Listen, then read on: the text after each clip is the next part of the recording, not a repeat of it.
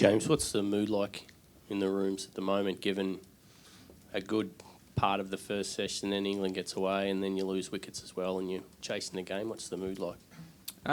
Pretty good. I think JL just said, look, we coming into the day, it could have gone either way. If they got another strong partnership and they were still 4 or 5 down and hit the front, then it obviously 150, 160 in front. Beyond that would have been very hard to come back from. I think I was sitting last night thinking that if we can manage to keep them to maybe around an 80-run lead, I think we'd be right in the game, considering if we bat well. And we managed to lose a couple of wickets tonight, but I think we kept the runs ticking. So we've got a little bit of a lead today, and I think tomorrow I think the message is for the boys is just to try and bat as long as we can tomorrow and score as many runs as possible.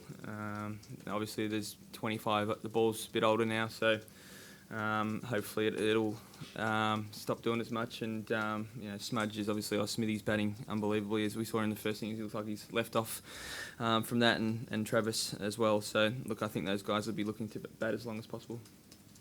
Hi James. Just wondered, when Stuart Broad was batting, it took you a while to kind of start bowling him short balls, and when you did, you finally got him out. Do you think that was something that you could have done a bit earlier? Yeah, I think it was just how short we went. I think Paddy Cummings was saying he felt like the ball was almost hitting him in the toe. That's how short he had to bowl to get it up. So I think we obviously were trying to do it early. The ball just wasn't getting up, and then once we figured out we had to just bowl it a little bit shorter and almost hit you in the toe, it probably paid off. So I think obviously that's something that we could probably look upon doing earlier in his innings when he comes out.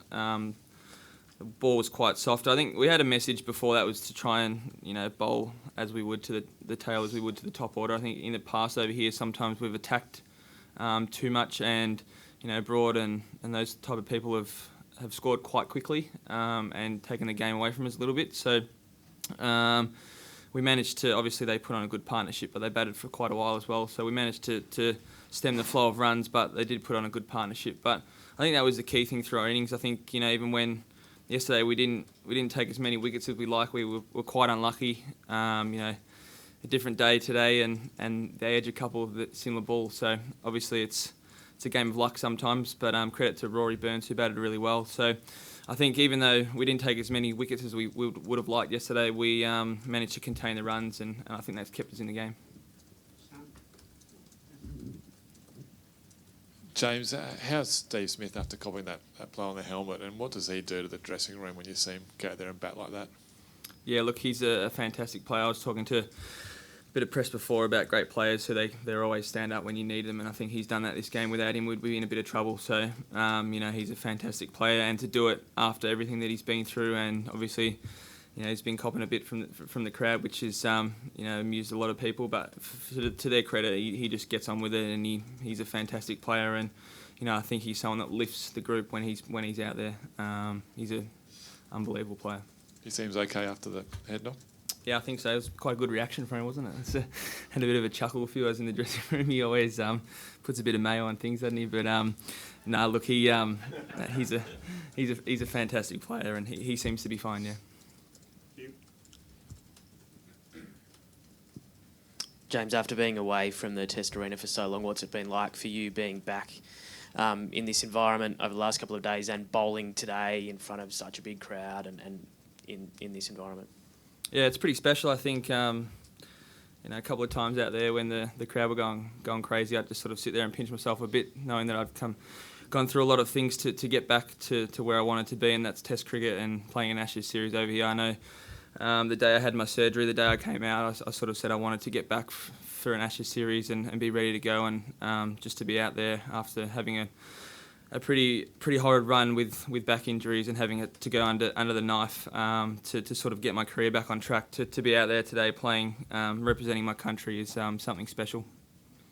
James, can you describe for us what it was like bowling on that pitch, depending on how old the ball was, and I suppose what you take out of the first innings into what you might be doing in the fourth? Yeah, look, I think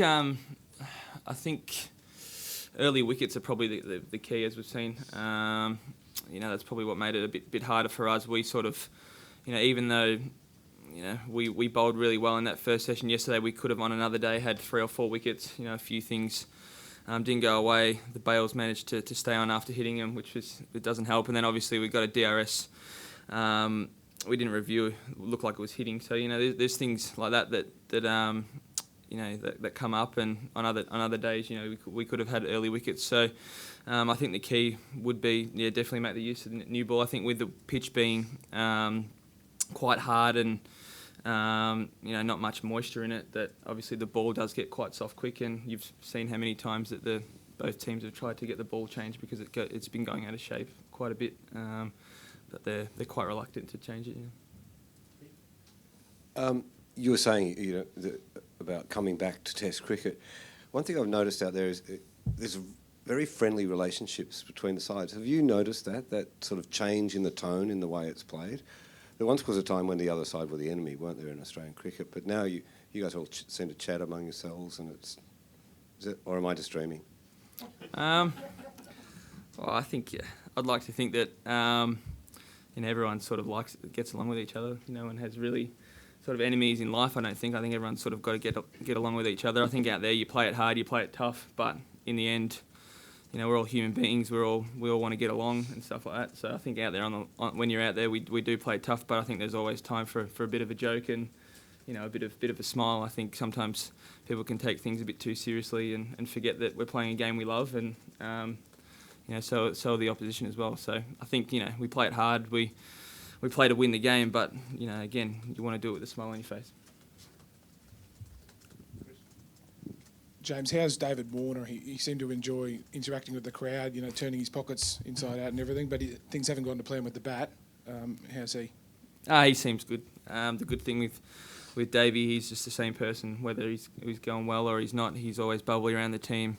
He's always helping out. So that's a great thing about him. And also with obviously everything that's gone on with the crowd and stuff like that, he seems to handle it pretty fine, and that's the type of person he is. He's sort of he's all for the team. He whether he gets runs or he doesn't, he's always up and about in the dressing room.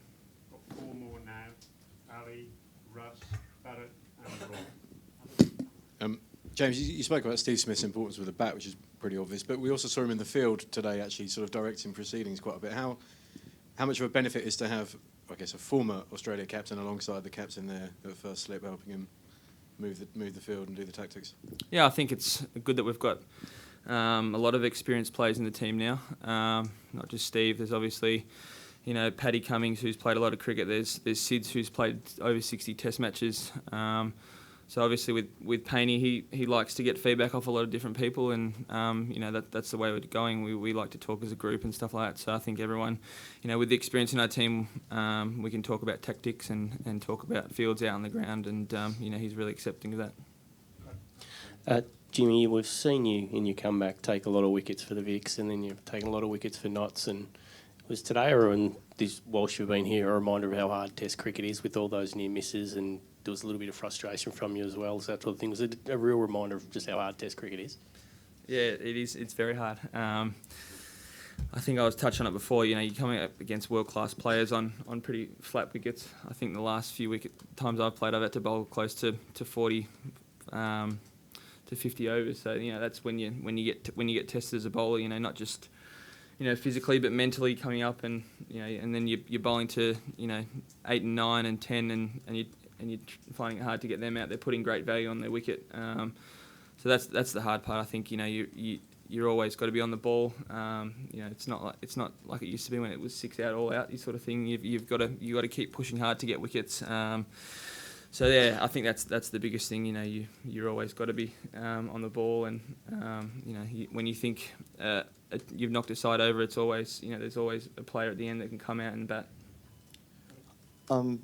James, a lot of talk about the amount of overs you've bowled here. Apparently, it's the most you've done in the last 5 years. You said a few months ago about how you started listening to your body a lot. So what's your body saying? And then how is it just coming back in the latter spells, just physically? Yeah, I actually felt really good today. This morning, my first spell was probably the best I felt for the game after yesterday, so that's good signs. I touched on before, I managed to bowl a fair few overs in a championship game for Nottingham, which gave me great confidence. So at the moment, touch wood, everything's feeling all right. the pins and screws seem to be working well. So yeah. You mentioned at the start that Justin had a bit of a chat. What was sort of some of the big picture messages, and I suppose how much did Steve Smith feature as sort of, did Justin talk about him as the template? I think his message was to everyone who gets a chance, just try and bat big tomorrow. That's as simple as it gets. If we can bat all day tomorrow, we probably more than likely put up a good lead, I'd say. I think we saw today how we scored it. I think it was close to 4 and over.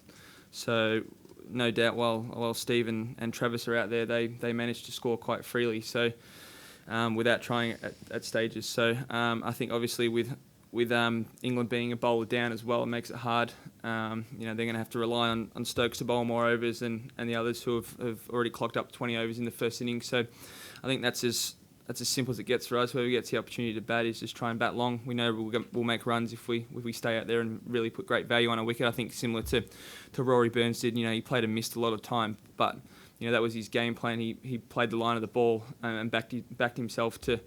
If he played a miss, he wasn't flustered by it, and then put away any bad balls. So I think that's a good template for us.